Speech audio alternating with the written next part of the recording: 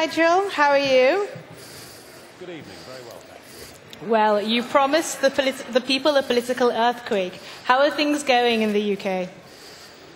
We're not there yet, and it's always very dangerous to count your chickens before they're hatched. But I think from the data that I've got coming in across the United Kingdom, it does look to me, although UKIP is going to win this election, and yes, that will be an earthquake, because never before in the history of British politics has a party that would be seen to be an insurgent party ever topped the polls in a national election.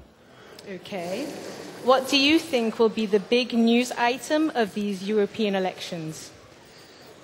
Well, obviously the growth of Euroscepticism. There's always been a degree of scepticism around the continent, but I think since the European project made its two massive mistakes, firstly the Eurozone, which clearly doesn't work and has left a vast swathe of the Mediterranean now stuck in a downward deflationary spiral, and secondly the enlargement of the Union to bring in the former Soviet bloc countries with the rights of free movement between poor and rich countries. And they've been the two great errors. And I think that in the last 5 years, those errors have been seen to be real mistakes, and we're going to get, a good number of Eurosceptics elected to the European Parliament. Whether that makes a big difference in European politics remains to be seen, but it's going to make a very big difference in the domestic politics, particularly of the member states, predominantly in the north of Europe. And I think that up until now, European integration, whether one liked it or not, always seemed to be inevitable, and I think that inevitability will end with these results tonight. Well, as you said, the failing Euro project has engendered poverty and unemployment to millions across Europe. Do you think that this has played a large impact on the European elections yourself? Oh, I do, and I think that repeated bailouts of countries, enabling them to stay members of the euro, and yet a few years on, people can see that that's actually given no economic benefits at all, has led to a widespread scepticism, a scepticism in the south that actually things may not get better, and a scepticism in the north that perhaps they're going to have to go on endlessly putting their hands in their pockets. So I think that what the euro has done is to divide Europe between north and south in a way that actually the European project was supposed to stop. I mean, there is a degree of enmity that we've seen over the course of the last 3 or 4 years between the Germans and the Greeks, and the European project was supposed to bring us closer together and to love each other a little bit more. Hello, Nigel. How are you keeping? Hello. Having a good week? I'm very well, thank you. Very good. I think so. The gravedigger of national democracy, your friend Herman Van Rompuy, said that he wants the EU to expand eastwards, even though the public are opposed to this. What do you think of that? Well, I think the European Union, as I said already, one of its historic errors was to expand too far to the east and to let in the former Soviet bloc countries, and to do that with free movement of people when the minimum wage in Britain is 9 times that of Romania, perhaps explains why there is depopulation going on. But what really worries me is we have an emerging European Union foreign policy, and my goodness me, haven't we seen that played out in the Ukraine?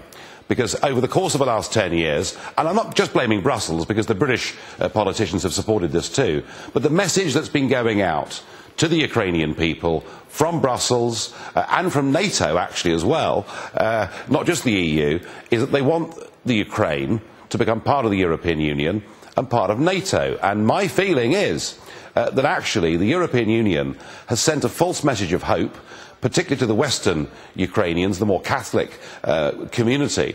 And I believe the EU directly played a role in toppling, maybe corrupt, but a democratically elected government in the Ukraine. And frankly, if you poke the Russian bear with a stick, don't be surprised when he reacts. Yeah. There's still 2 more minutes. Yeah. 2 more minutes. The EPP candidate, Jean-Claude Juncker, said that when it gets serious, you have to lie. Is it good that this man would be in charge of an EU communication budget of €2.4 billion per year? Well, it wouldn't inspire much confidence, would it? But then again, the whole European project's been a lie from the start, in my view, because it was sold to people as being about trade and cooperation. The people were never honestly told that it was about forming a new United States of Europe. And when it really came to the crunch, in 2005, and there was a referendum on the Constitution, the French rejected it, the Dutch rejected it, many of the rest of us, given the chance, would have rejected it. And what did they do in Brussels? They rebranded it as the Lisbon Treaty. They didn't surrender a single power, and they carried on with the project of integration. And ever since that day, I've had no respect for the project at all. I don't just want Britain to leave the European Union, I want Europe to leave the European Union. I don't believe that flag, that anthem, and that president, whose name no one knows, really represent what Europe should be. It's time for just one short question. Roger Nesbitt, Okay. Roger. Sky News, please. Robert Nesbitt of Sky News. Yeah. Yep. Two quick questions, if I may, Mr. Farage. One question. Well, you talked about the big prize being trying to disrupt the new Commission. Is that what you intend to do with your allies in the European Parliament, to try to block the Commission, whoever is proposed to be running it? Well, I mean, if there is a wide Eurosceptic alliance and an opportunity to block the appointment of an outright raving federalist, from what I can see all the candidates are, then yes, we try to do so. But I still think that the real effect of these elections, with big Eurosceptic gains in many countries, will be less what happens in Brussels and more what happens within the member states. And I think the day when we have more referendums on EU membership and membership of the euro will have come much, much closer with these results tonight. Thank you very much, Mr. Farage. Thanks for your presence here in some way. Voilà, on me dit d'attendre maintenant. I'm told we now have a 10-minute wait before the first results are going to be displayed on the screens and announced.